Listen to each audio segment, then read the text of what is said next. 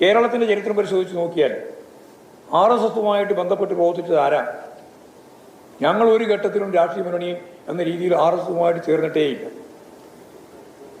എന്നാൽ കോൺഗ്രസ് വിമോചന സമരത്തിൻ്റെ ഘട്ടത്തിലാണ് ആദ്യമായിട്ട് RSSുമായി സഹകരിക്കുന്നത്. വിമോചന സമരത്തിലാണ് അവർ കാര്യമായിട്ട് ഇറങ്ങുന്നത്. അപ്പോൾ അതിൻ്റെ തുടർച്ചയായിട്ടാണ് യഥാർത്ഥത്തിൽ ഇവിടെ രാഷ്ട്രീയ തെരഞ്ഞെടുപ്പിലേക്ക് അവർ മത്സരിക്കാൻ തയ്യാറായിട്ട് വരുന്നത്. അപ്പോൾ RSS യഥാർത്ഥത്തിൽ കേരളത്തിലെ UDFുമായിട്ടാണ് പിന്നീട് മത്സരിച്ചത്. അവർ ചെയ്തുകൊണ്ടാണ് യോജിച്ച് മത്സരിച്ചത്. മതനിരപേക്ഷ ഉള്ളടക്കം കൃത്യമായിട്ട് കൈകാര്യം ചെയ്യുന്നതിൽ ഒരു തരത്തിലുള്ള വിട്ടുവീഴ്ചയും ഞങ്ങൾ വരുത്തിയിട്ടില്ല. കാരണം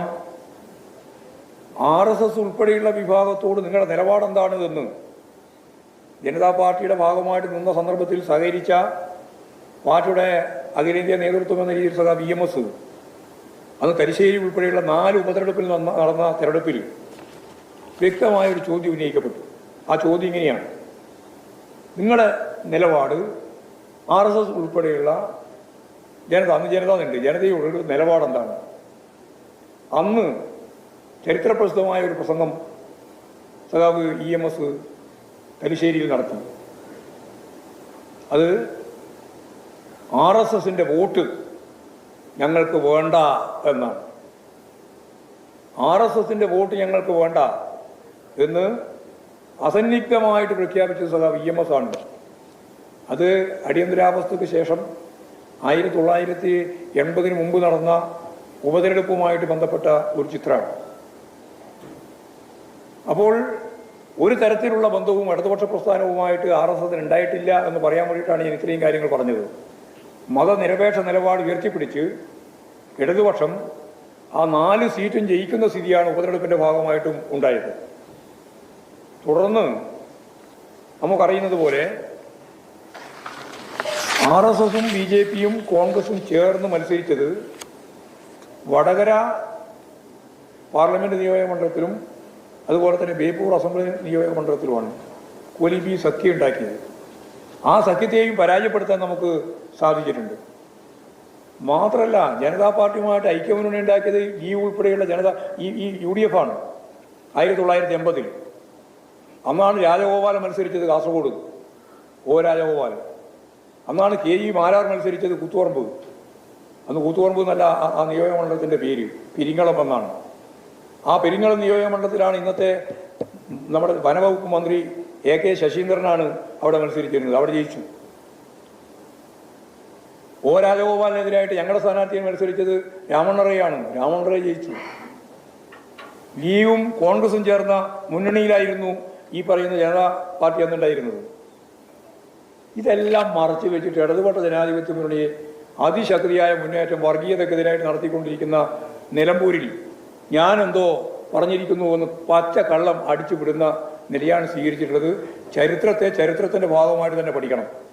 അങ്ങനെ പഠിക്കുമ്പോഴാണ് നമുക്ക് ഇതിൽ ഓരോന്നിലും വന്ന മാറ്റങ്ങളും വിഗതികളും നമുക്ക് കൃത്യമായിട്ട് മനസ്സിലാക്കാൻ സാധിക്കുക. ഒരു ഘട്ടത്തിലും CPIM RSSുമായി ഒരു രാഷ്ട്രീയ കൂട്ടുകെട്ടും ഉണ്ടാക്കിയിട്ടില്ല എന്ന കാര്യം ഞാൻ ഉറപ്പിച്ച് പറയുകയാണ്.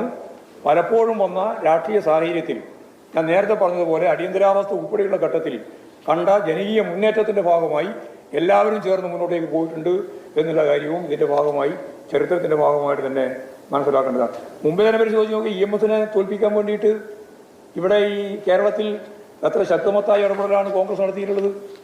ഈ RSSുമായിട്ട് ബന്ധപ്പെട്ട് ജനസംഘം സ്ഥാനാർത്ഥിയെ നിർത്താൻ തീരുമാനിച്ചല്ലോ. ആദ്യമായിട്ട് നടത്താൻ തീരുമാനിച്ച 4 മണ്ഡലത്തിലാണ്. എപ്പോഴും വിമോചന സമരം കഴിഞ്ഞതിന് ശേഷം. ആ വിമോചന സമരം കഴിഞ്ഞതിന് ശേഷം 4 നിയോജക മണ്ഡലത്തിൽ അവർ മത്സരിക്കാൻ, കോഴിക്കോട് 2, ഗുരുവായൂർ, അണ്ടത്തോട്, പട്ടാമ്പിയിലാണ് EMS മത്സരിക്കുന്നത്. EMS മത്സരിക്കുന്ന പട്ടാമ്പിയിൽ അവിടെ യഥാർത്ഥത്തിൽ ദീൻദയാൽ ഉപാധ്യായയാണ് കേരളത്തിൽ വന്ന് ഈ 4 സ്ഥാനാർത്ഥികളെയും പ്രഖ്യാപിച്ചത്. 4 സ്ഥാനാർത്ഥികളും മത്സരരംഗത്ത് വന്നു.